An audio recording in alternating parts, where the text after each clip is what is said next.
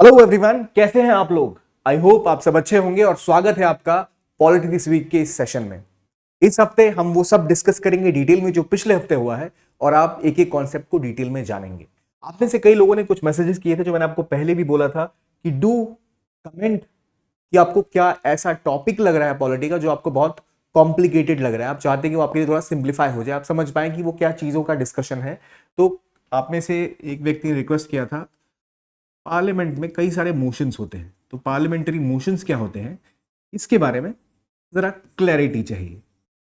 किसी ने यह भी कहा था कि मल्टीकल्चरलिज्म क्या होता है और कल्चरल रिलेटिविज्म क्या होता है, इसके बारे में कुछ जानना है। तो चलिए वो भी डिस्कस करेंगे। हालांकि आज का सेशन उतना लंबा नहीं होगा क्योंकि इस हफ्ते कोई इतनी बड़ी न्यूज जिसको हम उतना डिटेल में तोड़े ऐसा कुछ था नहीं, बट ये दो टॉपिक हम एडिशनली भी डिस्कस करने वाले हैं। इसके अलावा मेरी आपसे एक कोशिश रहेगी कि आप जो टॉपिक पढ़ रहे हैं, पिछले हफ्ते पढ़ रहे हैं, अगले हफ्ते में उस पर कुछ क्वेश्चन बेस करूं ताकि आपका रिवीजन साथ बाय साथ होता रहे, ताकि जो हम टॉपिक्स कवर कर रहे हैं उसके कंप्लीशन के ऊपर फोकस हो।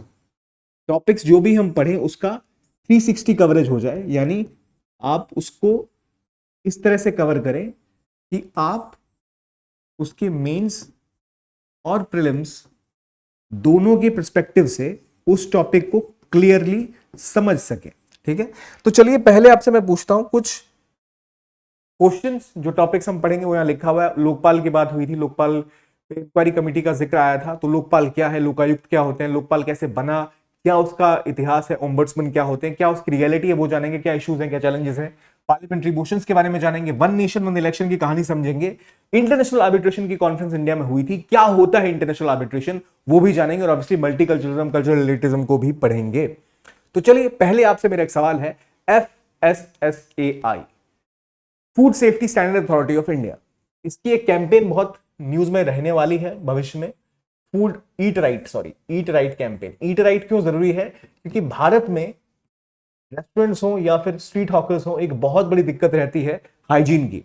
अभी फेस्टिवल सीजन आने ही वाला है और स्टार्ट हो ही चुका है ऑलमोस्ट, तो वहां पर ये अगेन न्यूज में आएगा कि बहुत सारा अडल्टरेटेड फूड आपको देखने को मिलेगा। तो मेरा आपसे सवाल है, मुझे बताइए, आप न्यूज पढ़ रहे हैं तो क्या आप ये जान रहे हैं कि एफएसएसआई किस मिनिस्ट्री के अंतर्गत आती है?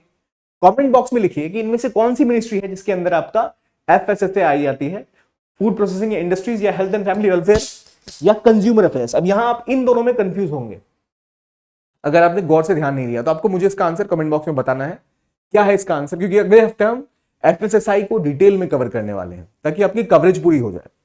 सेकंड क्वेश्चन जो आज हम जानेंगे, इसकी डिस्कशन हमने पिछले हफ्ते थोड़ी सी की थी with reference to census in India. Census Bharat में होता है, ऐतिहासिक रूप से होता है। आपके पास 3 स्टेटमेंट है, तीनों को गौर से देखिए। पहली स्टेटमेंट बात करती है फर्स्ट सेंसस के बारे में, was conducted non synchronously in different parts of India in 1872, अलग अलग समय पे किए गए थे। Second is the responsibility of conducting the decadal census rest with the ministry of statistics and programme implementation. Third is there is constitutional and legal requirement to conduct the census decennially. यहां किस ministry की बात हुई है? Statistics and programme implementation, MoSPI की बात हो रही है। कौन सी मिनिस्ट्री हैंडल करती है इसको, सेंसस को? आपको बताना क्या है, which of the following statements above statements are incorrect. दूसरी स्टेटमेंट सही है, तीसरी सही है, पहली सही है, या तीनों गलत है? आपको क्या लगता है? आंसर बताइए मुझे। एक बार पढ़ लीजिए, मैं समय दे रहा हूं आपको, थोड़ा इसको देखिए। कीवर्ड्स पे फोकस करना है हमें। जब ये स्टेटमेंट अगर आप देख रहे हैं तो यहां कुछ वर्ड्स हैं, जब भी आपको कोई एक डेफिनेट स्टेटमेंट मिल जाए, डेफिनेट डेट, यहां डेट की बात हो रही है, तो यहां ये इसका गलत होना या सही होना काफी ईजी है इसको पहचानना कि भाई एक तो यह डेट है, again we have a statement which is definitive, first census and non synchronous, it's a key term. ये तीनों टर्म यहां दिख रहे हैं, so you have to be very sure कि तीनों टर्म रेलेवेंट है, तीनों टर्म सही है। सेकंड स्टेटमेंट जो आपको ध्यान देना है वो है decadal census rest with ministry of, MoSPI पूछा जा रहा है, तो या मॉस्पी है या कोई और मिनिस्ट्री, ये आपको पता होना चाहिए। क्या होम अफेयर्स है इसमें या मॉस्पी है उसके पीछे? तीसरे स्टेटमेंट मुझे बताइए, there is a constitutional and legal requirement, so is it something which is written in constitution? क्या उसकी वैलिडिटी वहां से आती है to conduct the census designatedly? मुझे बताइए क्या इसमें से इनकरेक्ट है। देखिए मैं आपको बोलता हूं दूसरा और तीसरा स्टेटमेंट इनकरेक्ट है। क्यों वो इनकरेक्ट है मैंने डिटेल में आपको पीछे स्टेटमेंट की इसकी एक्सप्लेनेशन दी हुई है, but if you just look at it, पहली बार ministry of home affairs handle करती है सेंसस, जिस मिनिस्ट्री के अंतर्गत आता है उस मिनिस्ट्री का कौन सा डिपार्टमेंट डील कर रहा है, तो office of registrar general and census commissioner of India, ये डील करता है किसके साथ? सेंसस कंडक्शन के बाद, जो हर 10 साल पे अमूमन होता था। और संविधान में जिक्र है कि सेंसस का या हमें एक नंबर चाहिए। और कौन हैंडल करता है? जब हम डेटा और इन चीजों की बात करते हैं तो हमने एनएसएसओ के बारे में पिछले हफ्ते डिस्कशन किया था कुछ। तो ऑफिस ऑफ सीएसओ ये क्या होता है, मुझे ये बताइए, what is the role of CSO? NSSO अब है या खत्म हो गया? तो इस क्वेश्चन में हमें ये पता लग रहा है कि भाई पहला सेंसस तो 1872 में ही हुआ था और नॉन सिंक्रोनसली ही हुआ था। सिंक्रोनाइज करके वो एक बार में सेंसस भारत का कर भी नहीं सकते थे उस समय में। और Britishers wanted to control India, so that's why they did that census so that they can get data, figure and get to know anthropological data, sociological data, economic data, and that can be used politically to control them as well, and also to rule over a country or to manage. You need that data. अगर आपको यही नहीं पता कि आपके इलाके में कितने लोग रह रहे हैं तो आप पॉलिसी मेकिंग करोगे कैसे? सेंसस एक बहुत इंपॉर्टेंट चीज है और रिसेंटली इस बार 2021 में सेंसस नहीं हुआ। 2001, 2011, 2001 में सेंसस होना था, 21 में सेंसस होना था, जो नहीं हुआ, इसलिए बहुत हाई तौबा मची। और इसलिए आपको याद होगा एक कमिटी के बर्खास्त होने की बात हुई थी, नई कमिटी गठन करने की बात हो रही थी, हमने पिछले हफ्ते डिस्कस किया था। तो वो सब क्यों हो रहा है, क्या रोल है, कास्ट सेंसस क्यों इंपॉर्टेंट है, सेंसस क्यों इंपॉर्टेंट है, एक देश की हेल्थ के बारे में सेंसस क्या इंडिकेट करता है, ये आपको पता होना चाहिए। तीसरा, it is mention constitutionally, it has legal provisions, पर वो 10 साल की बात नहीं करते। कॉन्स्टिट्यूशन में ये नहीं लिखा कि सेंसस कितने पीरियड के बाद होना है, सेंसस होना है ये लिखा हुआ है। सो आपको ये पता होना चाहिए, ठीक है। सेंसस ऑफ इंडिया एक्ट 1948 है जो ये मेंशन नहीं करता कि टाइमिंग या पीरियड क्या होगा, लेकिन उसमें सेंसस का जिक्र आता है। तो तीसरा स्टेटमेंट इसलिए गलत हो जाता है। तो अब आपको ये आइडिया लग गया कि भाई किसी स्टेटमेंट को जब देख रहे हो, क्वेश्चन को देख रहे हो या न्यूज को कवर कर रहे हो, तो मिनिस्ट्री देखनी है किसके अंदर आ रहा है, डिपार्टमेंट क्या है, क्या इसका एक कॉन्स्टिट्यूशनल स्टेटस है या क्या इसका लीगल स्टेटस है। If you know these things it will be very easier for you to find out any question and resolve it, ठीक है। इसके बाद ना अब जरा ये क्वेश्चन देखिए, why census is important, what role does it play in policy making. ये आपको क्वेश्चन सोचना है कि लेट्स से अगर मैं आपको कहूं कि इसका आंसर लिखिए, तो आपको मुझे बताना है that if you look at census, क्या आप एक माइंड मैप सा बना सकते हैं, role of census, contribution of census, इसका क्या इंपैक्ट हुआ है, कहां हमें हमारी पॉलिसी मेकिंग में हमने किस तरह से बदलाव किए, क्या बदलाव करने चाहिए, क्या उन चीजों को आप सोच पा रहे हो, यही आपका रोल है। इस क्वेश्चन में आपको आंसर करना है। To write it, next week we will discuss it in detail. अब आते हैं टॉपिक्स के ऊपर। सबसे पहले जो टॉपिक हम डिस्कस करेंगे वो है लोकपाल के बारे में, ठीक है, क्योंकि लोकपाल ने पहला अपना इंक्वायरी विंग शुरू किया है। अब लोकपाल की शुरुआत जो भारत में होती है, असल में अगर आपको याद होगा 2013 अन्ना हजारे मूवमेंट, भारत में वहां से स्टार्ट होती है लोकपाल की पूरी दौड़। असल में ये ऑम्बड्समैन जो होता है वहां से ये प्रथा स्टार्ट हुई, इसको ऑम्बड्समैन कहते हैं इंग्लिश में कहें तो। लोकपाल का काम ये होता है, it's like an anti corruption office, जो हर लेवल पे जो आपके ब्यूरोक्रेट्स हैं, जो आपके मिनिस्टर्स हैं, जो आपका prime minister, even that offices, those offices are covered by Lokpal, जो उनके ऊपर इंक्वायरी कर सकता है। जैसे प्रिवेंशन ऑफ करप्शन एक्ट जो इंडिया है उसके तहत अगर किसी के ऊपर यह आरोप लगे कि वो करप्शन में संलिप्त हो रहे हैं, तो जो लोकपाल है ये ऑथराइज्ड है कि वो उसके खिलाफ एक्शन ले सकते हैं। तो लोकपाल का ऑफिस जो है, और भारत के पहले लोकपाल कौन है, ये किस तरह स्टार्ट हुआ, इसके क्या पावर्स हैं, क्या फंक्शंस हैं, वो आपको पता होना चाहिए। प्लस न्यूज ये है कि इंक्वायरी विंग जो है वो लोकपाल ने कॉन्स्टिट्यूट किया है कि भाई जिसके तहत वो प्रिलिमिनरी प्रोब कर पाएंगे कोई भी ऑफेंस अगर पब्लिक सर्वेंट करते हैं तो। अब यहां जो चीजें हमें पता होनी चाहिए बहुत इंपॉर्टेंट है। सबसे पहले लीगल प्रोविजन क्या है, तो सेक्शन 11 जो है लोकपाल का, लोकपाल लोकायुक्त एक्ट ऑफ 2013, ये बात करता है कि इनको एक इंक्वायरी विंग बनाना पड़ेगा ताकि जिसके तहत ये कंडक्ट कर सके इंक्वायरी अगर कोई कंप्लेंट इनको मिलती है तो, ठीक है। अगर मैं आपसे पूछूं who was the first Lokpal of India, basic सा क्वेश्चन है, who is the first Lokpal of India. अब इसको डिस्कस करने से ना पहले ये जरूरी है कि आप ये समझो कि लोकपाल का स्ट्रक्चर क्या होता है, इसलिए मैंने पहले इस बार हैंडरिटन नोट्स आपके लिए लाए हैं ताकि आप इसको इजीली यूज कर पाओ अपनी नोट मेकिंग में और कंस्ट्रक्ट कर पाओ टॉपिक्स को जो आपको समझना है। जब हम लोकपाल की बात करते हैं तो लोकपाल है क्या, it's like a anti corruption watchdog, जो गवर्नेंस में बहुत बड़ा रोल निभाएगा। भारत में जो भी कौन सा एक्ट है जिसके तहत ये चीजें ऑपरेट करेंगे, तो वो है प्रिवेंशन ऑफ करप्शन एक्ट 1988 का। इसके तहत ये जो भी पब्लिक सर्वेंट है उनके खिलाफ एक्शन ले सकते हैं। अगर हम लोकपाल एक्ट की बात करें, सबसे पहले बात कि लोकपाल एक्ट कब आया, 2013 में आता है। अन्ना हजारे मूवमेंट इसका एक बहुत बड़ा प्रीकर्सर है, जहां बहुत एक सोशल मूवमेंट स्टार्ट हुई, उसके बाद हम ये देखते हैं कि ये स्टार्ट हुआ। और असल में इसका जिक्र सबसे पहले लोकपाल, क्योंकि असल में ओम्बड्समैन से आया है ये, एलएम सिंघवी ने इसका जिक्र किया था और वहीं से ये शुरू होता है। अब देखिए पहले लोकपाल इंडिया के कौन है, बहुत सिंपल नाम है, मैं पूछना चाहता था आपसे पर आपको दिख रहा होगा यहां पर, घोष साहब, he was the first Lokpal of India. अब लोकपाल को अपॉइंट कौन करते हैं, याद रहे आपको, पहले इंडिया में इस बीच में लीडर ऑफ अपोजिशन नहीं हुआ करते थे। तो जब लीडर ऑफ अपोजिशन नहीं है तो आप लोकपाल की नियुक्ति कैसे करेंगे, उस पर सवाल था। देखो लोकपाल का होना, क्या रोल है लोकपाल का? लोकपाल का काम यह है कि वो एक ऐसा ऑफिस है, एक ऐसे व्यक्ति होंगे जिसके ऊपर ये ट्रस्ट होगा कि वो एंटी करप्शन के अगर चार्जेस लगे तो उसको इन्वेस्टिगेट कर पाए। They can even ask refer cases to CBI and vigilance department to inquire about it. तो जनरली जो एक चुनाव होता है लोकपाल का, वो किस तरह से होता है, इनका अपॉइंटमेंट किया जाता है प्रेसिडेंट के द्वारा और वो चुनाव करते हैं। जो रिकमेंडेशन उनको देती है सिलेक्शन कमेटी, उस सिलेक्शन कमेटी में कौन कौन है? प्राइम मिनिस्टर है, ठीक है, लीडर ऑफ अपोजिशन है, लोकसभा के स्पीकर है। लेकिन जब लीडर ऑफ अपोजिशन नहीं होंगे तब क्या होगा? तब जो चीफ जस्टिस ऑफ इंडिया है वो उनकी जगह रहते हैं। लेकिन ऐसा रिसेंटली हुआ था कि कोई लीडर ऑफ अपोजिशन थे ही नहीं, किसी पार्टी को इतनी सीटें आ ही नहीं रही थी, पर अभी तो we have a leader of opposition. अब मुझे बताइए कौन सा लीडर ऑफ अपोजिशन? तो जो ये सिलेक्शन कमेटी होती है, ये सुझाव देती है प्रेसिडेंट को कि भाई इनको आप नियुक्त करिए एज योर लोकपाल, और वो लोकपाल नियुक्त होते हैं। लेकिन लोकपाल का ओवरऑल जो ऑफिस है उसके अंदर कितने लोग होते हैं? तो लोकपाल जो ये ऑफिस, इसके अंदर असल में 9 लोग होते हैं, 8 मेंबर्स एंड 1 चेयरपर्सन। ये इसका स्ट्रक्चर है।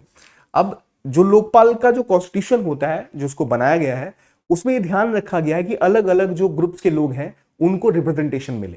तो इन 8 में से आप मान लो 50% जो है वो आपको SC, ST, OBC, माइनॉरिटी और वुमेन में आपको रखना पड़ता है। वो होने चाहिए, तभी कम से कम आधे लोग उस लेवल पे होने चाहिए।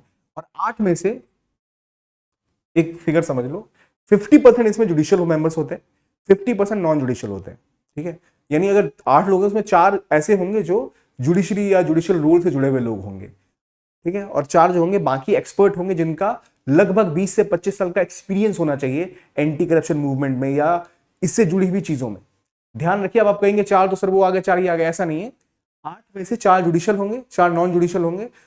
इन 8 में आधे जो लोग होंगे कम से कम वो आपका SC, ST, minority, OBC, women होने चाहिए, ठीक है। लेकिन 8 में से 4 लोग हमेशा जुडिशरी के ही होने चाहिए। ये कंफ्यूजन नहीं है ना भाई कि जो 4 जुडिशियल है 4 नॉन जुडिशियल है। 4 जुडिशियल लोग हैं वो भी तो SC, ST, OBC के हो सकते हैं ना, ये क्लियर है ना।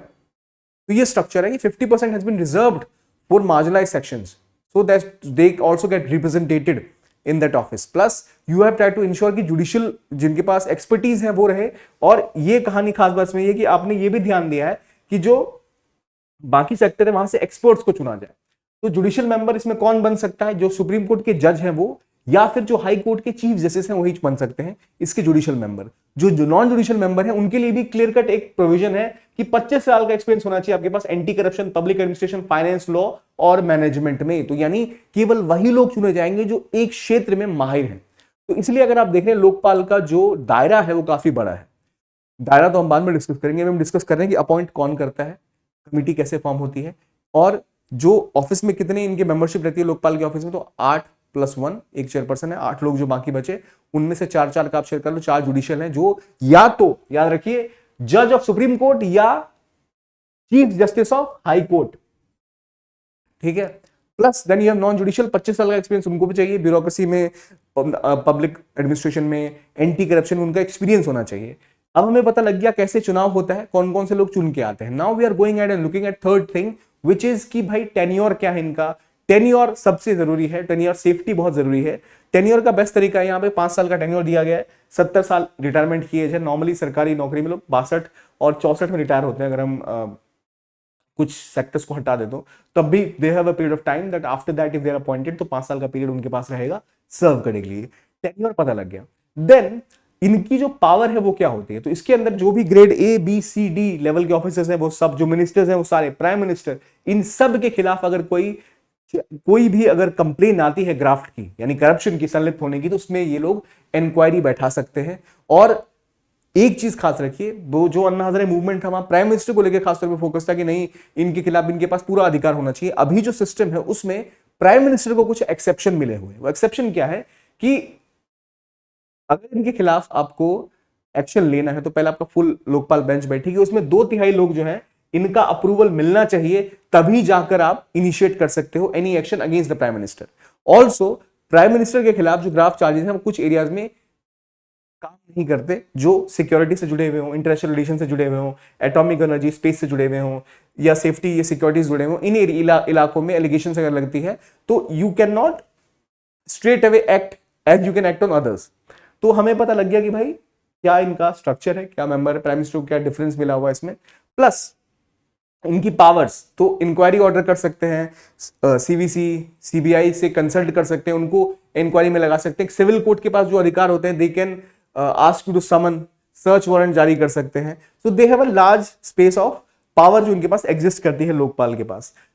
ये इनकी खासियत है, इंक्वायरी कर सकते हैं, टाइम बेस्ड इंक्वायरी कर सकते हैं। ये अपनी रिपोर्ट 60 दिन के अंदर इंक्वायरी के बाद लोकपाल को सबमिट करते हैं। सिविल जो प्रोसीजर कोर्ट है उसके अंदर वाली जो पावर है वो उनके अंदर आती है। ये पॉइंट मैं कह रहा हूं, जो इंक्वायरी कमिटी होती है लोकपाल के अंदर, तो उसकी बात कर रहा हूं मैं, ठीक है।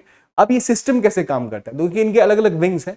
एक है प्रोसिक्यूशन विंग, 3 मेंबर होते हैं जो सैंक्शन प्रोवाइड करते हैं कि हाँ प्रोसिक्यूट किया जा सकता है, जो आरोप है कुछ हद तक ये सही लागू हो रहे हैं। देन यू हैव जो ये प्रोसिक्यूशन विंग होता है, यही सर्च और इवन समन कर सकता है। देन यू हैव अ सुपरिंटेंडेंस वाला इनका एक ग्रुप, जो कि किसी सेंट्रल एजेंसी, क्योंकि देखिए कहानी है कि इतने बड़े लेवल पे आप करप्शन को इन्वेस्टिगेट कर रहे हैं, तो आपको पहले क्या चाहिए, एक्सपर्टीज चाहिए, मैन पावर चाहिए, पर्सनल होने चाहिए उतने सारे। क्या आपको लग रहा है 9 लोग मिलकर कुछ कर पाएंगे खुद से? नहीं पॉसिबल है। So they have superintendence over the different agencies of India, जिसका इस्तेमाल करके ये अपनी पावर्स के थ्रू किसी को भी जो जिनके खिलाफ आरोप लगे उनके खिलाफ प्रूव करने के लिए इन लेवल्स पे वो ऑपरेट कर सकते हैं, ठीक है। Then you look at what are the issues ये है कि भाई हमने बोला अभी यहां पे प्रोसिक्यूशन विंग होना चाहिए, आज तक प्रोसिक्यूशन विंग ही नहीं बना पाए लोग। पहले लीडर ऑफ अपोजिशन वाला सवाल था, प्लस जो इनको फाइनेंशियल सपोर्ट चाहिए, जो इनको एडमिनिस्ट्रेटिव सपोर्ट चाहिए, वो अभी तक प्रोवाइड ही नहीं किया जा रहा। और यहां तक कि 2 मेंबर, एक जुडिशियल एक नॉन जुडिशियल, उनकी वैकेंसी अभी तक खाली है, किसी को हायर ही नहीं किया गया उन जगहों पर। और जो ये इन्वेस्टिगेशन है बहुत ज्यादा स्लो होता है। If you look eight Lokpal, जिस तरह लोकपाल की उम्मीद की जा रही थी रेवोल्यूशनाइज कर देंगे करप्शन, अलग अलग लेवल्स पे इंडिया में जो होता है कंट्रोल होगा, वो हो ही नहीं पाया। अब कई लोग कहते हैं कि लोकपाल के पास पावर होनी चाहिए कि वो इन्वेस्टिगेट भी कर पाए और जजमेंट भी दे पाए, और प्राइम मिनिस्टर भी उसके अंदर आने चाहिए। इसका एक एक्सट्रीम वर्जन जो है वो पाकिस्तान में लागू हुआ था, कि जहां पर जो उनका एनईबी है, I think national accountability bureau, something like that, उनके पास इतनी पावर आ गई थी कि वो आर्मी की मदद से वहां के प्राइम मिनिस्टर को कभी हटा देते थे, कभी जेल भेज दे रहे थे। तो इसलिए you can not have unlimited powers in India, but Lokpal एक बहुत अच्छा ऑफिस है जिसका इस्तेमाल किया जा सकता है भारत को करप्शन से मुक्त करने के लिए। आपने यहां लोकपाल के बारे में प्राइमरीली जो चीजें स्ट्रक्चरली पता होनी चाहिए वो आपको पता लग गई, जो स्टैटिक चीजें पता होनी चाहिए। अब मेरा एक से सवाल है, किस एक्ट के तहत ये एक्ट काम करते हैं? एक तो लोकपाल वाला एक्ट है 2013 वाला, लेकिन किसके तहत प्रोसिक्यूशन करेंगे ये, किन लोगों के खिलाफ एक्शन लेंगे, जिनको प्रिवेंशन ऑफ करप्शन एक्ट के तहत जो बात की जाती है वो। अब प्रिवेंशन ऑफ करप्शन एक्ट की कहानी क्या है वो भी थोड़ा जान लीजिए। ये असल में 2018 में अमेंड किया गया, पहले तो बहुत पुराना एक्ट है 1988 का, और हमने इसमें चेंजेस करके इसको यूएन कन्वेंशन के लेवल पे लेके आ गए हम। इसके अंतर्गत प्रोविजन दिए गए हैं कि अगर कोई पब्लिक ऑफिशियल प्रिवेंशन करप्शन में इंडल्ज होता है तो वो क्या उनके खिलाफ एक्शन ले आ सकते हैं वो। तो ये करप्शन से लड़ने के लिए है, और इसमें स्पेशल जजेस को भी अपॉइंट करने की क्षमता दी गई है। और इसकी खास बात है सेक्शन 13 होता है जो डील करता है, जो प्रिवेंशन ऑफ करप्शन एक्ट है उसके किसी भी क्रिमिनल मिसकंडक्ट से किसी ऑफिशियल के, उसका ध्यान रखता है ये प्रिवेंशन ऑफ करप्शन एक्ट के अंतर्गत। तो जो लोकपाल है वो भी इसी एक्ट के अंतर्गत ऑपरेट करते हैं। तो ये क्लैरिटी आपको मिल गई, ठीक है। तो प्रिवेंशन ऑफ करप्शन एक्ट पता लग गया क्या कहानी है। लोकपाल की कहानी पता लग गई। तो अगर आपको मैं पूछूं तो you imagine the structure on which it is based. कौन अपॉइंट करता है? प्रेसिडेंट। पावर्स क्या है? लोकपाल की शक्तियां कहाँ से आती हैं? क्या खास है? क्या रोल ये प्ले कर सकते हैं एंटी करप्शन में इंडिया में? तो एक लीगल स्ट्रक्चर जो स्ट्रक्चर है वो क्या है, क्या दिक्कतें आ रही हैं, इनका क्या ऑफिस किस तरह से ऑपरेट करता है, वो सब हमने यहाँ पर जान लिया। ठीक है, अगले टॉपिक पे आते हैं जो है conference on international arbitration and rule of law. India के चीफ जस्टिस पहुंचे थे। तो पहला सवाल आपसे मेरा है कि व्हाट इज आर्बिट्रेशन? आर्बिट्रेशन क्या होता है? आर्बिट्रेट मतलब होता है मध्यस्थता। अगर हिंदी में बोलूं मैं, शुद्ध हिंदी में, मध्यस्थता का मतलब ये होता है कि अगर मेरा आपका झगड़ा हो गया, देखिए जैसे दो भाइयों में झगड़ा अगर हो जाता है ना, भाई बहन में झगड़ा हो जाता है, तो अपने कजन के पास चले जाते हैं कि भाई बता क्या करना है। तो वो मध्यस्थ की तरह कार्य कर रहा है, जहां आप दोनों में मान लो एक बिस्किट का पैकेट है, किसको कितने बिस्किट मिलेंगे? 6 बिस्किट है, सॉरी 7 बिस्किट है, 3 3 बट गए, एक बिस्किट बच गया, उसको लेकर झगड़ा हो रहा है कौन खाएगा उसको। तो उसको लेकर आप एक तीसरे के पास जाओगे जो रिकमेंड करेगा कि नहीं ये बिस्किट इसे मिलना चाहिए क्योंकि उस दिन टॉफी एक्स्ट्रा तुम्हें मिली थी, या कोई भी एक सॉल्यूशन निकालेगा। तो वहां पहला नियम ये है कि दोनों पार्टी जो बिस्किट को लेकर लड़ रही है वो एक्सेप्ट करेगी हाँ यहां जा सकते हैं। तो इंटरनेशनल आर्बिट्रेशन में मुख्य रूप से प्राइवेट आर्बिट्रेशन ज्यादा फोकस किया जाता है, खासतौर पर फाइनेंशियल सेक्टर्स में आर्बिट्रेशन का बहुत ज्यादा महत्व है। और भारत भी मानता है कि अगर इंटरनेशनल आर्बिट्रेशन आप करो, क्योंकि भारत में तो भारत एक सॉवरेन देश है, यहाँ खुद के लॉज हैं, तो आप इंटरनेशनल प्लेयर्स के पास कैसे जा सकते हैं? एक प्राइवेट आर्बिट्रेटर के पास आप कैसे जा सकते हैं जब भारत में खुद लीगल प्रोविजन है? तो उसकी वजह है कि भारत ने न्यूयॉर्क कन्वेंशन को रेटिफाई किया हुआ है, उसके तहत आप प्राइवेट कन्वेंशन के पास भी जा सकते हैं। जैसे सिंगापुर में इंटरनेशनल आर्बिट्रेशन सेंटर सबसे भयंकर बड़ा वाला है, जबरदस्त।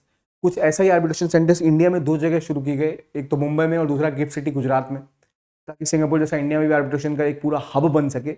इसके ऊपर कोशिश हमारी जारी है। तो कंसिस्टेंटली हम कोशिश करें कि वो डेवलप हो पाए इंडिया में। तो जो आर्बिट्रेशन की बात हम कर रहे हैं, इंडिया खुद को भी एक हब की तरह डेवलप करना चाहता है, जो अभी सिंगापुर और दुबई में मुख्य रूप से देखने को मिलता है।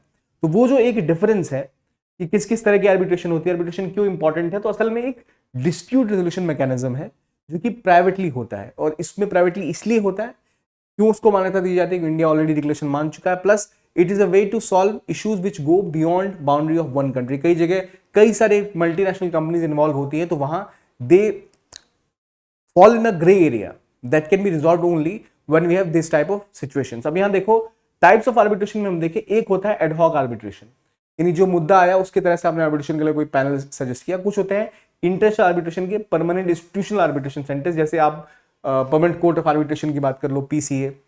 इंडस वाटर ट्रीटी को लेकर भी पीसीए जाने की बात है। तो वो ऐसे हैं जो कंसिस्टेंटली इंस्टीट्यूशनली खड़े हैं, जो इस तरह के काम ऑलरेडी करते आए हैं। तो अगर आपको सिंगापुर वाले की बात कर लो, SIAC Singapore international arbitration centre, या फिर आप पीसीए की बात कर लो, परमानेंट कोर्ट ऑफ आर्बिट्रेशन, तो ये कुछ एग्जांपल्स हैं जिनका आप जिक्र कर सकते हो।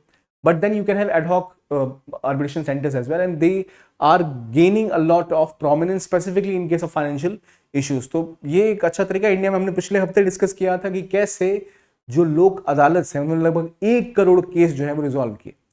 तो as alternate dispute resolution mechanism, these are very good solutions. ठीक है, तो what are these, you understood? ठीक है, कोई डाउट कोई क्वेश्चन है कमेंट बॉक्स में लिखिए, will next week will try to further develop upon that. अगले पे आते हैं one nation one election. Union cabinet ने जो कोविड कमेटी की रिकमेंडेशन थी उसको माना है। कोविड कमेटी की रिकमेंडेशन क्या थी? इन्होंने बात किया वन नेशन वन इलेक्शन को हमें लागू कर देना चाहिए। Now why do we need one nation one election? One nation one election की जब हम बात करते हैं तो इसकी जरूरत इसलिए पड़ती है कि भारत में अलग अलग राज्यों के इलेक्शन अलग अलग समय में चलते रहते हैं। जब किसी राज्य में इलेक्शन होने वाला होता है उससे पहले वहां पर लागू होता है मॉडल कोड ऑफ कंडक्ट, और जैसे ही आप किसी इलाके में मॉडल कोड ऑफ कंडक्ट लगाते हो वहां पर जो डेवलपमेंटल एक्टिविटीज हैं वो रुक जाती हैं, क्योंकि कहा ही जाता है कि इस पीरियड में अगर कोई सरकार काम कर रही है तो वो वोटरों को लुभा सकती है कि भाई देखिए हम काम कर रहे हैं, मैं वोट दे दो, जबकि उन्होंने 5 साल काम नहीं किया, इलेक्शन के टाइम में ही काम करने बैठ गए वो। तो वो मॉडल कोड ऑफ कंडक्ट लागू होने के बाद डेवलपमेंटल एक्टिविटीज पे एक तो रोक लग जाती है, प्लस एडमिनिस्ट्रेशन को ब्रेक लग जाता है, क्योंकि पूरा जो डिपार्टमेंट है वो और कहीं कामों में लग गया, जो जिसका काम था बंद करके सब इलेक्शन की ड्यूटी में लग गए, और पूरा तंत्र एडमिनिस्ट्रेटिव तंत्र रुक सा जाता है। और बार बार इलेक्शन होने की वजह से पूरे देश में जो एक तो हमारा एग्जीक्यूटिव है वो भी उसमें इन्वॉल्व रहता है, तो इट क्रिएट ए डिसरे और जो एडमिनिस्ट्रेटिव एफिशिएंसी है, जो डेवलपमेंटल वर्क्स हैं, वो सफर करते हैं और लोग जो है वो भी सफर करते हैं। ठीक है, ये इसके प्रो का आइडिया सबसे ज्यादा दिया जाता है। कॉन्स जो है उसकी बात करें क्यों नहीं होने चाहिए। मान लो इंडिया में इलेक्शन होता है तो it brings accountability. Consistent elections होने की वजह से अलग अलग समय से it is seen as a referendum कि भाई लोग कैसे आपको देख रहे हैं। It is seen as a referendum on actions of the government कि आपका ये स्टेप सरकार लोगों को पसंद नहीं आया, अगले राज्य में आप सरकार इलेक्शन हार सकती है। अगर एक साथ साइमल्टेनियस इलेक्शंस होंगे तो पूरे देश में एक बार इलेक्शन हुआ, इलेक्शन में एक सरकार चुन के आ गई, 5 साल बाद ही कहीं इलेक्शन होने, पूरे देश के इलेक्शन खत्म हो गए, तो उसके बाद उस पर्टिकुलर जो पार्टी गवर्नेंस रूल कर रही है, गवर्न कर रही है, they will not have any you can से हेडेक कि भाई कहीं और इलेक्शन है, हमारे कोई जो अनपॉपुलर स्टेप्स हम लेंगे तो हमें लोग वहां पे सजा दे सकते हैं, ऐसा कोई स्कोप नहीं रहेगा। और प्लस बार बार इलेक्शन होने में बहुत खर्चा होता है, ये कहा जाता है। लेकिन अगर बार बार इलेक्शन होते हैं ना तो उसकी वजह से कुछ ऐसी एक्टिविटीज होती है जहां बहुत सारा एम्प्लॉयमेंट जनरेशन भी होता है। It pushes more administrative efficiency in some other regards because there is always a fear of coming elections। और उससे फेडरलिज्म की स्पिरिट को बढ़ोतरी मिलती है। अलग अलग राज्यों में अलग अलग इलेक्शंस होते हैं, अलग अलग समय पर अगर इलेक्शंस होते हैं तो वहां के जो लोकल मुद्दे हैं, लोकलाइज्ड इशू गेट प्रोमिनेंस। ठीक है, and it also creates a difference among the voters when they are voting कि which set of representative they are choosing, like whether they are choosing people for the parliament या फिर for the विधानसभा के लिए आप चुन रहे हैं या आप लोकसभा के लिए चुन रहे हैं, उसका अंतर स्पष्ट हो जाता है। तो ये एक डिफरेंस कहानी है। लेकिन भारत में पहले एक ही साथ इलेक्शन हुआ करते थे। 1951 से लेकर 1967 तक, जब तक कांग्रेस का एक काल था जहां कांग्रेस सर्वोपरि थी, हर राज्य में वही इलेक्शन लगभग जीत रहे थे ऑलमोस्ट, तो इंडिया में एक ही साथ इलेक्शंस हुआ करते थे। उसके बाद आता है वो पीरियड जहां सेंटर और स्टेट में अलग अलग सरकारें आने लगती और तब प्रेसिडेंट रूल का सिस्टम शुरू होता है, स्टेट सरकारों का, राज्य सरकारों का हटाया जाना और जो फेडरलिज्म का तनाव है शुरू होता है। और वहीं से असल में बाद में असल फेडरल जो स्पिरिट है वो जागती है। उसके बाद कभी सरकार का गिरना, कभी राष्ट्रपति शासन लग जाना, उसके बाद से इलेक्शन साथ नहीं हो रहे हैं। तो ये मेन कहानी है। अब कमिटी, हमारे पूर्व जो राष्ट्रपति महामहिम उनके द्वारा गठित कमेटी है, कोविंद कमेटी, रामनाथ कोविंद कमेटी, उन्होंने रिकमेंड किया था कि भाई ऐसा होना चाहिए। तो इन्होंने प्रपोजल में कहा क्या, ये तो प्रो कॉन्स की बात हो गई, पर वजह ये दी जाती है, एक बहुत प्रैक्टिकल रीजन दिया जाता है कि अगर आप इलेक्शन करा रहे हो, कहीं की राज्य सरकार गिर गई, फिर वहां इलेक्शन होगा या नहीं होगा। 5 साल इलेक्शन, मान लो इलेक्शन एक साथ हुआ, 4 राज्यों की सरकारें गिर गई या कुछ हो गया, तब उन राज्यों का क्या होगा। प्रोविजन तो ये है कि 5 साल वो रूल करेंगे। तो इन्होंने रिकमेंड किया था कि आपको पहले कुछ कॉन्स्टिट्यूशनल बदलाव करने पड़ेंगे, जिसके तहत जैसे ही किसी देश में किसी राज्य की सरकार गिर जाती है तो वहां दोबारा 6 महीने के अंदर आप चुनाव कराएंगे। लेकिन जो नई सरकार चुन के आएगी वो 5 साल तक रूल नहीं करेगी, वो जितना पीरियड बचा हुआ उसी में रूल करेगी। जैसे अभी जब बाई इलेक्शंस होते हैं, तो क्या होता है, जो व्यक्ति चुन के आता है वो उसी पीरियड तक वहां का मेंबर रहता है जब तक कि वो हाउस सेशन में चल रहा है। किसी की मृत्यु हो गई, कुछ हो गया, तो वो उसी पीरियड तक रहते हैं।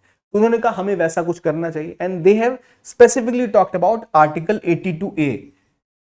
इसका प्रावधान क्यों चाहिए, ताकि जो नए स्टेट में चुन के आएंगे वो उनका पीरियड छोटा होगा, संविधान में इसके लिए कोई ऑप्शन नहीं है, तो उसके लिए आपने ये एक इन्होंने आर्टिकल प्रपोज किया कि ये करके हम जो कॉन्स्टिट्यूशनल प्रोविजन है उसका सॉल्यूशन ढूंढ सकते हैं।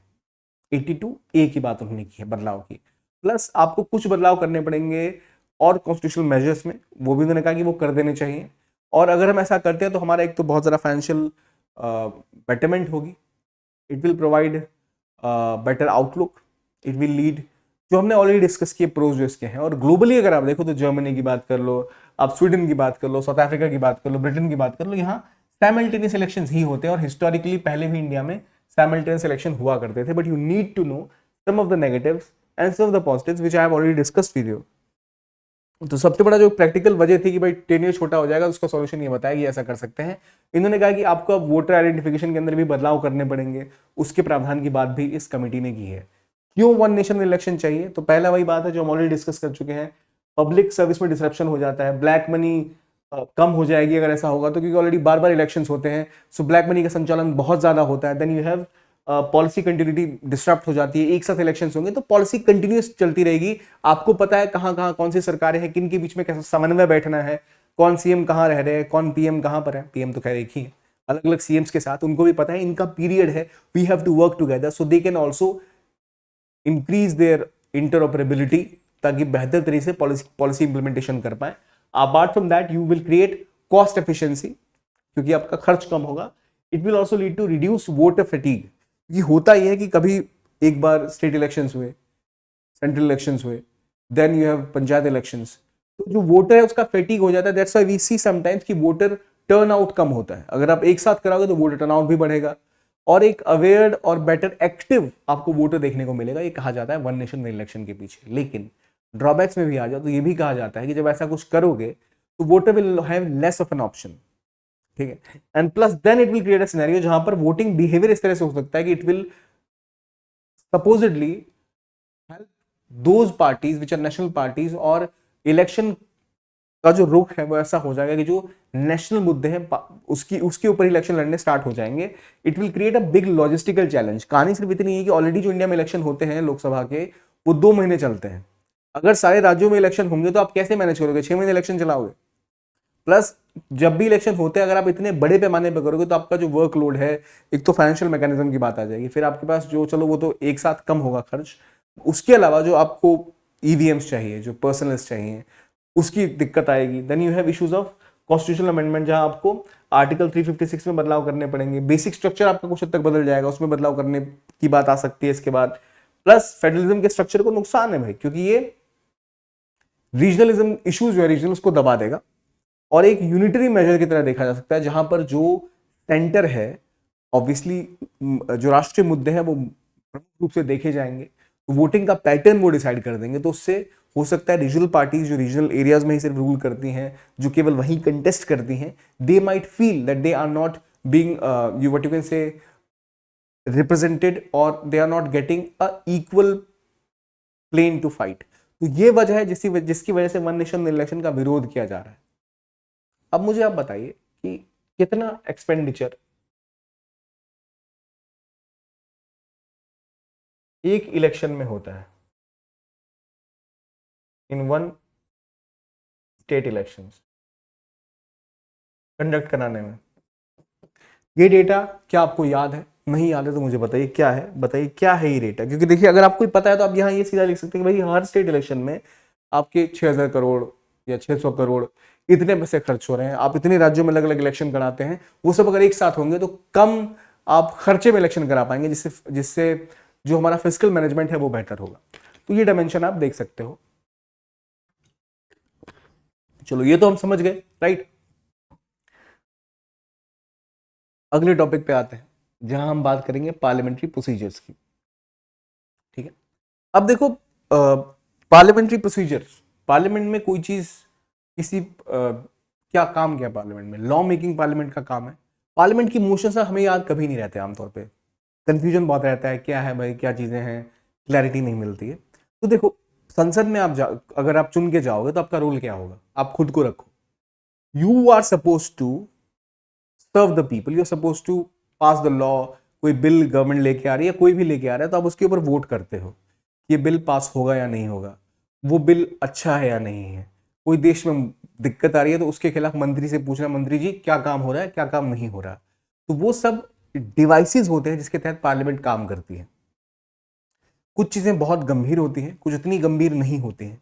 जो गंभीर है वहां रिटर्न आंसर्स चाहिए, वहां वोट होना चाहिए कि ये स्टेप लिए जाए या नहीं, क्योंकि 5 साल में कोई भी गवर्नमेंट बहुत से बदलाव करती है, हर चीज उतनी महत्वपूर्ण नहीं होती, कुछ ज्यादा महत्वपूर्ण होती है। अलग अलग डिवाइसेस के थ्रू पार्लियामेंट रन करती है, अलग अलग सेशंस होते हैं, और उनमें से एक बहुत इंपॉर्टेंट चीज है device for this is motions, ठीक है। पार्लियामेंट ऑपरेट करती है, उसमें अलग अलग मोशंस पास होते हैं, अलग सिस्टम्स होते हैं। उसको पहले डिस्कस करते हैं कि पार्लियामेंट ऑपरेट करती कैसे। अब देखिए जर्नली क्या है ना, कोई मोशन अगर पास कराना है, जैसे मिनिस्ट्री का आपको ध्यान खींचना है, मिनिस्टर से बात करनी है, तो 2 तरह से होता है। एक होता है जहां वोटिंग की जाती है, जहां वोटिंग नहीं की जाती। तो रूल नंबर 193 के अंतर्गत जो आता है उसमें वोटिंग नहीं होती है। रूल 184 के अंदर जो मोशन आता है उसमें वोटिंग की जाती है। So it is for more serious issue, ठीक है। इसमें कुछ एडजर्नमेंट का हो गया, या नो कॉन्फिडेंस मोशन बहुत फेमस है। एडजर्नमेंट मोशन तो पास होता रहता है, नो कॉन्फिडेंस मोशन अगर पास हो गया तो क्या होगा, सरकार गिर जाएगी। ये तो खैर सेपरेट हो गए, दो जो रूल है वो आप समझ गए क्या है, एक में नहीं होता है, एक में वोट होता है। अब जरा इसको समझते हैं कि आप संसद में गए, मान लो आप विपक्ष के नेता हो, आपको मंत्री जी से सवाल पूछने हैं, इतने पार्लियामेंटेरियन हैं, तो how will you go head and ask questions, किस समय आप पूछ सकते हो? सबसे अच्छा समय होता है पूछने का क्वेश्चन आवर। ठीक है, क्वेश्चन आवर पहला ऐसा घंटा होता है हर एक सीटिंग का, लोकसभा राज्यसभा दोनों में, जिसमें कि सवाल पूछे जा सकते हैं। अब सवाल जो पूछे जाएंगे किस तरह के पूछे जाएंगे, कुछ सवाल आपको ऐसे पूछने होते हैं जहां आपको डेटा चाहिए, जहां आपको रिजल्ट चाहिए, उसे कहते हैं स्टार्ट क्वेश्चन। एक होता है अनस्टार्ट क्वेश्चन। मान लो आप संसद में गए, आपको ये पूछना है कि भाई मेरे जिले से, ठीक है, कितने डेवलपमेंट के काम हुए हैं, कितने पैनल्स लगाए गए हैं, गवर्नमेंट की कौन सी स्कीम चल रही है, सोलर पैनल्स पे कितना खर्चा हुआ है, पहले जो डिस्कॉम कंपनी को कितना लॉस हुआ है, कैसे इसको सुधारने के पीछे सरकार क्या काम कर रही है। तो जो मंत्री साहब है वो पूरी लिस्ट बना के लाएंगे जवाब तैयार करने के लिए, उनको थोड़ा समय चाहिए होगा, तो आपको नोटिस देना पड़ेगा, और वो डेटा और सिस्टम सब कुछ रिटर्न रिप्लाई आएगा। तो जो स्टार्ट क्वेश्चन होते हैं, जो अनस्टार्ट क्वेश्चन में यही फर्क है कि जब आपको प्रॉपर आंसर चाहिए, एक ऐसा सिस्टम चाहिए जहां पर आप पूरा डेटा ले रहे हैं, सब कुछ ले रहे हैं कि भाई इस पे कितना काम हुआ नहीं हुआ, तो स्ट्रक्चर तरीके से आपको बताएंगे कि भाई ये सब चीजें हुई हैं। एक उसका रिटर्न रिप्लाई मिलेगा, एक रिटर्न क्वेश्चन दिया जाता है, रिटर्न रिप्लाई उसका मिलता है, नोटिस पीरियड लंबा दिया जाता है, that is your unstarred question. ठीक है, इसके रिटर्न आंसर्स मिलते हैं, क्योंकि रिटर्न आंसर्स मिल रहे हैं तो इसलिए आप अगर सप्लीमेंट्री क्वेश्चन पूछोगे तो हो सकता है, क्योंकि आपके पास पहले रिटर्न आंसर है तो वहां उसका जवाब हो सकता है, या फिर वहां पे स्कोप नहीं होता। फिर एक आते हैं स्टार्ट क्वेश्चन, एस्ट्रिक वाले, टर्म्स एंड कंडीशन अप्लाई के साइड में जो लगा होता है। स्टार्ट क्वेश्चन वो होते हैं जिनमें केवल ओरल आंसर दिए जाते हैं, तो मंत्री साहब का जवाब दे रहे हैं कि अच्छा ये है सवाल, इसका जवाब ये है, तो वहां स्कोप होता है कि आप सप्लीमेंट्री क्वेश्चन भी पूछ सकते हो। ठीक है, सेशन शुरू होने के पहले घंटे को कहते हैं क्वेश्चन आवर, वहां पर ये सब स्टार्ट होता है। इसी में हो सकता है कुछ ऐसे क्वेश्चन है जो कुछ ऐसी चीज घट रही, इस बारे में आपको तुरंत नोटिस लाना है, तो उसे शॉर्ट नोटिस क्वेश्चन कहते हैं। 10 दिन से कम के पीरियड में आप नोटिस देके पूछ सकते हो, यहां भी ओरल आंसर्स दिए जाते हैं। कब होता है क्वेश्चन आवर, ये आपको पता लग गया। लेकिन क्वेश्चन आवर के अलावा एक और चीज होती है जहां पर सवाल उठाए जा सकते हैं, वो होता है जीरो आवर, जिसे इंडियन इनोवेशन भी कहा जाता है संसद में, जो भारत में चीज शुरू हुई है, जहां पर बिना किसी नोटिस दिए हुए आप सीधा सीधा क्वेश्चन पूछ सकते हो। तो ये एक अच्छा स्टेप है कि हर चीज का नोटिस देके आप पूछोगे, तो कल कल आप जा रहे हो संसद में, कल को कहीं कुछ हो गया तो क्या ऑप्शन है फिर पार्लियामेंटेरियन के पास? As a parliamentarian how will you raise those questions? For that you have zero hour in which you can ask question, raise matter without any prior notice. और प्लस ये रूल्स ऑफ प्रोसीजर में नहीं लिखा गया, भारत के parliamentary rules of procedure में नहीं है ये, और इसीलिए it is seen as a Indian innovation. ये भारतीय संसद में ही देखा जाता है। ये कब स्टार्ट होता है? क्वेश्चन आवर खत्म होने के बाद, और जो एजेंडा दिन का सेट होता है उससे पहले जो पीरियड होता है वो होता है जीरो आवर। उसमें बिना नोटिस के आप सवाल पूछ सकते हैं। आप मान लीजिए कि आप एमएलए एमपी हैं, संसद में बैठे हैं, आपके कल को कुछ ऐसा हुआ, सरकार ने कोई ऐसा कदम उठाया, या कहीं दंगे हो गए, या कोई अटैक कहीं हो गया, तो गवर्नमेंट का क्या स्टैंड है, या कोई क्राइम कहीं अचानक से ऐसा घटित हुआ है जिसके बारे में सरकार कुछ कर नहीं रही, 3-4 दिन हो गए, तो आप उसके बारे में सीधा पार्लियामेंट में उसके बारे में बात कर सकते हो, which is done under zero hour. ठीक है, तो zero hour and question hour, पहले क्वेश्चन आवर होगा, फिर दिन का एजेंडा सेट होगा, उसके बीच का पीरियड है दैट इज जीरो आवर, इसमें आप क्वेश्चन पूछ सकते हो। ठीक है, देन यू गो। अब ये तो हो गया भाई सवाल कैसे पूछे, क्या सिस्टम है, इन तीनों का डिफरेंस पता लग गया होगा। स्टार्ट अनस्टार्ट क्वेश्चन का अंदर पता लग गया, आप किसके अंदर आते हैं, क्वेश्चन आवर में आते हैं सारे के सारे। वैसे कुछ पूछना है तो आप जीरो आवर में पूछोगे, मतलब जीरो कोई वो नहीं है, बस मुद्दा उठा आपने पूछ लिया सवाल। अब आते हैं कोर के ऊपर जो है मोशंस, यानी आपने क्या किया, सवाल पूछे, जवाब दिया, आपको सवाल जवाब से संतुष्टि नहीं मिली तो आप क्या ही कर सकते हो, कुछ नहीं, बैठ जाओगे। देखो कई सारी ऐसी बार होती है, सरकार का कोई कोई ऐसे स्टेप्स होते हैं जो नहीं पसंद आते हैं अपोजिशन लीडर्स को, पर वो क्या कर सकते हैं, इलेक्शन आएंगे तो चुनेंगे आएंगे। लेकिन कुछ चीजें ऐसी हैं जहां आपको लगता है कि नहीं सरकार जो कर रही है बहुत गलत है, इस पे तो हाउस में वोटिंग हो जानी चाहिए, या तो ये जो कदम उठा रहे हैं बिल्कुल ही गैर गलत है भाई, इससे देश ही तबाह हो जाएगा, या कुछ गंभीर संगीन चीजें हैं, तो वहां आप मोशन लेके आते हैं। तो मोशन एक ऐसा प्रपोजल है जो कि हाउस ऑफ के जो मेंबर्स हैं वो लेके आते हैं, ये दिखाने के लिए कि भाई जनरल पब्लिक के लिए बहुत इंपॉर्टेंट चीज है, इसमें कुछ बदलाव होना जरूरी है, या इसमें कुछ चेंजेस जरूरी है, that is called as motions. तो ये या तो मिनिस्टर लेके आ सकते हैं, प्राइवेट मेंबर लेके आ सकते हैं। जब मोशन लेके आया जाता है तो पहले जो प्रिजाइडिंग ऑफिसर है हाउस का, वो पहले बोलेंगे कि हाँ ठीक है ले आओ मोशन, उसके बाद मोशन आएगा, अब मोशन की कहानी जब आती है तब आपको 3 तरह के मोशन देखने को मिलते हैं, ठीक है। Again first of all, what is motion? Motion एक प्रपोजल है जो या तो प्राइवेट मेंबर या मिनिस्टर लेके आ रहे हैं हाउस में, किसी एक पब्लिक मैटर की इंपॉर्टेंस की कोई चीज है। एग्जाम्पल ले लो, एक डैम टूट गया, या सरकार ने इजराइल के ऊपर या बांग्लादेश के ऊपर, एक बांग्लादेश का एग्जांपल ले लो, कोई पॉलिसी लेके आ गए, कोई स्टेप उठा लिया, आपको नहीं लग रहा कि ये सही है, तो वहां आप कह रहे हो कि भाई एक मोशन आया जाएगा जिससे इस पर चर्चा होगी, इसके ऊपर कदम उठाए जाएंगे। तो आप मोशन लेके आते हो, 3 तरह के मोशन होते हैं मुख्य रूप से। एक होता है सब्सटेंटिव मोशन, यानी ये एक ऐसा प्रपोजल है, मान लो ना आप घर बनाने जा रहे हो, आपने घर में बैठे हो तो आप एक प्रपोजल लेके आए कि घर में हर संडे जो है गाजर का हलवा बनना चाहिए सर्दियों में। तो वो प्रपोजल है, खुद से प्रपोजल है कि भाई गाजर का हलवा बनेगा। So it is your independent proposal, जो खुद में बता रहा है कि आप कह रहे हो हर संडे गाजर का हलवा घर में बनेगा। ठीक, उससे क्या होगा? सेहत बढ़ेगी, नहीं बन रहा है, बड़ी दिक्कत आ रही है।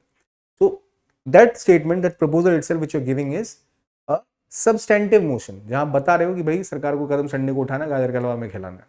ठीक है, एग्जाम्पल दे रहा हूं। But then there is a secondary motion which is called as substitute motion. ये तब लगता है जब पहला मोशन नहीं चल रहा, उसकी जगह कोई और मोशन लेके आते हो। जैसे आपने बोला गाजर का हलवा बनना चाहिए, फिर बोला कि भाई गाजर जो है उसको घिसना पड़ता है, गाजर आपको घिसना पड़ेगा, आपको यार बड़ी मेहनत का काम है, छोड़ दो, हलवा बनना चाहिए, गाजर था सही, नॉर्मल सूजी का हलवा बना दो। तो then you have done a substitute motion कि ये नहीं तो ये सही।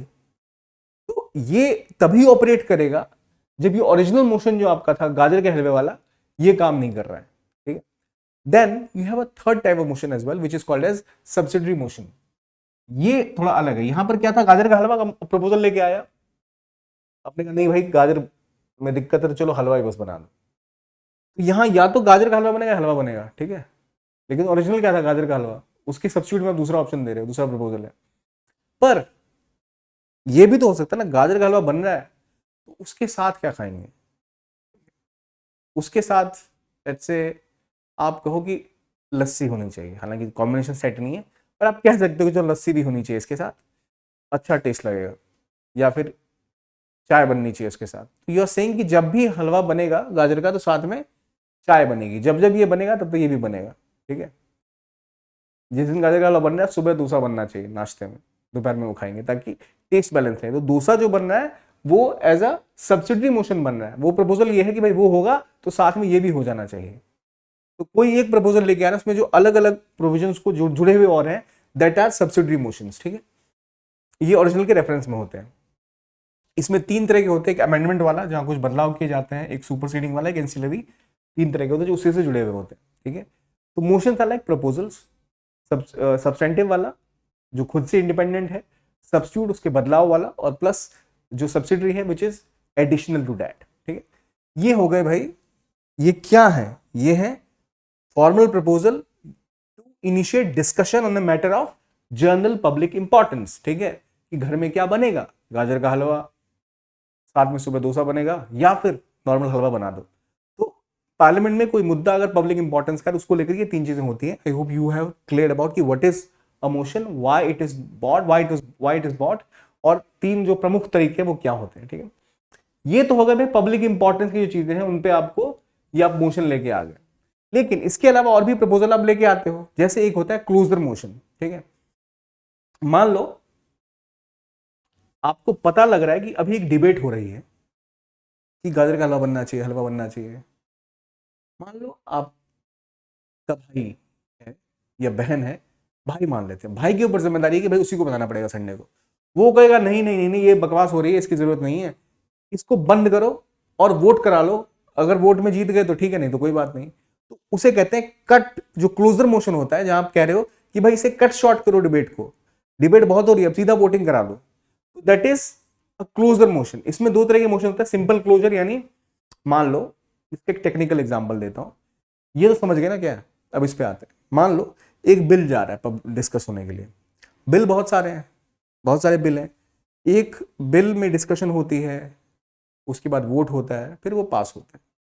तो डिस्कशन ज्यादा चलेगी तो बिल डिस्कस ही होते रह जाएंगे। तो आप एक नॉर्मल सिंपल क्लोजर लेके आते हैं कि भाई डिस्कशन हो गया बिल के ऊपर, अब वोट पे ले आते हैं इसको, वोटिंग हो जाएगी, काम खत्म, और ये फिर वोटिंग में पास होके बिल जो है हमारा एक्ट बन जाएगा। तो वो होता है सिंपल क्लोजर। ठीक है, वोट पे डाल रहे हैं प्रपोजल को, मुद्दे को। But then you have others like closure by compartment. Closure by compartment क्या होता है, यहां पे कि ऐसा बिल लेके आए हो जहां पर कई सारे कंपोनेंट हैं, तो जो इंपॉर्टेंट चीजें हैं वो आपने डिस्कस कर ली, जो उसके जो कंपार्टमेंटलाइज कर दिया और वो डिस्कस करके वोट डाल दिया, हर एक चीज आपने डिस्कस नहीं की। Then you have kangaroo closure. Kangaroo closure में क्या होता है कि आप कुछ एरियाज डिस्कस करते हो, मुख्य क्लॉज, और आगे बढ़ जाते हो, लाइक कंगारू की तरह जंप कर रहे हो। And then you have guillotine closure. यहां क्या होता है, यहां एक बिल के साथ ही, समय कम है तो एक ही बिल के साथ बहुत सारी चीजें आएंगी, डिस्कशन नहीं होगा, बस बिल पास हो जाएगा। सो अब आप समझो, एक आपका प्रपोजल है जिसको आप सिंपल क्लोजर के साथ ला रहे हो, यानी डिस्कशन हो रही है, पार्लियामेंट में डिबेट हो रही है, उसके बाद वो वोट पर आ रहा है। मान लो सरकार के पास मेजोरिटी है बहुत ज्यादा, और उनको पता है बिल तो पास होना ही होना है, तो भाई क्यों इसमें फंसना, सीधा जिलेटिन क्लोज गिरा। जिलेटिन मतलब क्या होता है, जिलेटिन मतलब होता है ऐसे कुछ नुकीला सा होता है, गर्दन ऐसे गिरता है, वो तलवार गिरती है इंसान के ऊपर और गर्दन बाहर, धड़ बाहर, तो होता है कि एक ही बार में सीधा सफाया। तो guillotine closure is like this, जहां आप सीधा जो बिल है उसको वोट में लेके आ गए बिना डिस्कशन डिटेल में किए हुए। कंपार्टमेंट में तो ये है कि आपने कंपार्टमेंटलाइज कर दिया, कुछ सेक्शन डिस्कस हुए जो इंपॉर्टेंट है, जो लेसर डिस्कस नहीं किया। कंगारू क्लोजर में हमने कुछ क्लॉज डिस्कस किए, लेकिन जिलेटिन में तो भाई साहब एक ही साथ सबको पास करा दिया। तो जब ये वाले क्लोजर आएंगे तो डिस्कशन कम होगी, डिबेट कम होगी, तो गवर्नमेंट को एक सवाल पूछने का समय कम मिलेगा। तो आप चाहोगे कि नहीं भाई क्लोजर ढंग से होना चाहिए, अपने को तो अच्छा डिस्कशन चाहिए। तो ये होते हैं क्लोजर्स की हम बात कर रहे हैं वो। अब थोड़ा सा आगे आते हैं, कुछ और मोशंस आप जानते होंगे, जैसे प्रिविलेज मोशन होता है। प्रिविलेज मोशन आपने सुना होगा, काफी मंत्रियों के खिलाफ चालू चालू हो जाता है। प्रिविलेज मोशन ये होता है, ये कहा जाता है कि जो एक पार्लियामेंट में कोई मंत्री अगर है तो उनके पास कुछ प्रिविलेजेस होती है, as a minister, as a council member of council minister, as well as a parliamentarian, कि वो कुछ नियमों को पालन करेंगे। लेकिन जब किसी मेंबर को लगता है किसी एक मंत्री ने अपनी गरिमा को तोड़ा है, संसद की गरिमा को तोड़ा है, तब उनके खिलाफ आप एक प्रिविलेज मोशन लेके आ सकते हो, जिसमें होगा ये, अगर ये पास हो जाता है तो जो मंत्री हैं उनको फिर सेंसर किया, उनको डांटा जाता है कि भाई जो आप कर रहे हो गलत कर रहे हो। ठीक, ये हो गया। फिर एक मोशन होता है कॉलिंग अटेंशन मोशन, यानी जहां आप चाहते हो कि अभी कुछ ऐसा हो रहा है जिसको लेकर मंत्री जी को जवाब देना चाहिए, तो वो पब्लिक इंपॉर्टेंस की कोई चीज पर आप ध्यान खींचना चाहते हो, तो वो होता है कॉलिंग अटेंशन मोशन। ठीक है, ये भी अगेन एक इंडियन इनोवेशन है। ये मोशन पास हो गया तो मंत्री जी को जवाब देना पड़ेगा, भाई ये क्यों हो रहा है, क्या दिक्कत है। तो अपोजिशन इसका इस्तेमाल बहुत करती है। प्रिविलेज मोशन तब लगाया जाएगा जब किसी मंत्री के ऊपर कुछ ऐसा गंभीर आरोप लगे। ये सब जो है सरकार ये सब चलाएगी, कंपार्टमेंट वगैरह कराने वाला सिस्टम, ये अपोजिशन वाले इसका इस्तेमाल करेंगे। Then you have adjournment motion. Adjournment motion तब होता है जब कुछ बहुत इंपॉर्टेंट पब्लिक इंपॉर्टेंस की चीज होती है, कुछ एक्स्ट्रा ऑर्डिनरी, ये डिवाइस है, इसमें 50 नंबर कम से कम इसमें होना चाहिए साइन, तब जाके पास होता है। और इसमें गवर्नमेंट के खिलाफ ये पास हो गया, मतलब गवर्नमेंट के खिलाफ आवाज उठी है कि भाई गवर्नमेंट ठीक से काम नहीं कर रही, ये मुद्दा बहुत ज्यादा गर्म हो रहा है। Then you have no confidence motion. Article 75 Lok Sabha में पास होता है, इसका मतलब तो पता ही होगा आपको, सरकार गिर जाएगी। इसका मतलब अविश्वास मत पास होना सरकार के खिलाफ। Then you have censure motion, जहां पर गवर्नमेंट की किसी पॉलिसी के खिलाफ आप एग्री नहीं कर रहे, तो आप लोकसभा में सेंसर मोशन लेके आ सकते हैं कि भाई ये जो पॉलिसी है गलत है, ये सही नहीं है। Then you have another one which is your motion of thanks. हर सेशन जो जनरल इलेक्शन का होता है उसके बाद जो पहला सेशन होता है उसमें होता है एक vote of thanks, motion of thanks. ये प्रेसिडेंट असल में उसको डिलीवर करते हैं और ये फिर पास होता है। और अगर ये पास नहीं हुआ, सरकार गिर गई, ठीक है, तो याद रखिए मोशन वोट में डाला जाता है और ये पास नहीं हुआ तो उसका मतलब सरकार गिर गई। मोशन ऑफ थैंक्स की हम बात कर रहे हैं। ठीक, इसके अलावा कुछ और है, no day yet named motion, एक होता है point of order, half an hour discussion, short duration discussion, ये भी उन्हीं मुद्दों को उठाने के लिए है। बट आई होप जो कोर एस्पेक्ट है कि जब मैं आपसे पूछूं मोशन किस किस प्रकार के होते हैं, जीरो आर क्या होता है, क्वेश्चन आर क्या होता है, किस किस तरह के मोशंस आते हैं, इतना ध्यान रखो कौन से मोशन सरकार यूज करेगी, कौन से अपोजिशन वाले यूज करेंगे। ठीक है, तो ये आपको आई होप अब क्लैरिटी मिल गई होगी क्या कहानी है। ठीक है, इसके अलावा एक चीज और होती है जिसे कहते हैं रेजोल्यूशन। रेजोल्यूशन मतलब ये होता है एक फॉर्मल स्टेटमेंट होता है कि ध्यान खींचने के लिए सरकार का। ठीक है, इसमें दो तीन तरह के होते हैं, एक होता है प्राइवेट मेंबर रेजोल्यूशन, जो प्राइवेट व्यक्ति लेके आता है मंत्री के अलावा, हर अल्टरनेट फ्राइडे को लाया जाता है। एक गवर्नमेंट रेजोल्यूशन होती है जो मिनिस्टर लेके आते हैं, और एक स्टैचुरी रेजोल्यूशन होता है जो लाया जाता है। तीन रेजोल्यूशन होते हैं जो अगेन लाए जाते हैं to draw the attention.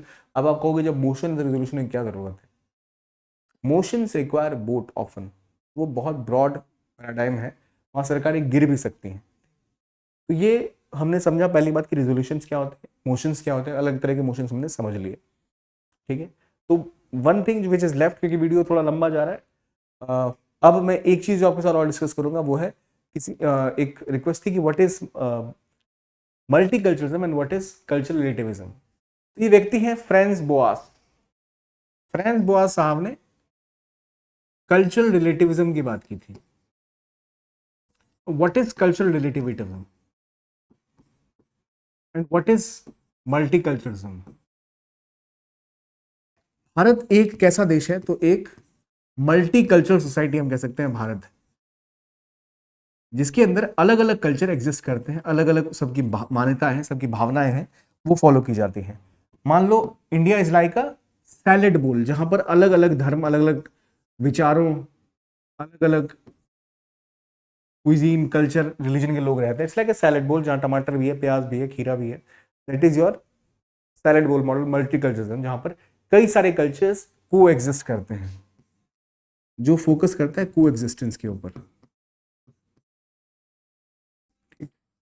Multiculturalism का सबसे बड़ा उदाहरण भारत कहा जाता है। अमेरिका को कहते हैं मेल्टिंग पॉट, भारत को कहते हैं मोज़ेक की तरह काम करता है।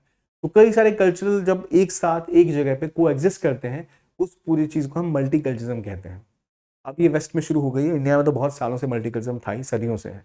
Then there is a second term cultural relativism. Now what is cultural relativism? देखिए होता ये कि जैसे जैसे सोसाइटी मल्टीकल्चरलिज्म की तरफ बढ़ रही है, अलग अलग कल्चर्स साथ में इंटरेक्ट कर रहे हैं। जब कुछ कल्चर साथ में इंटरेक्ट करते हैं तो दूसरे को जज करना शुरू कर देते हैं।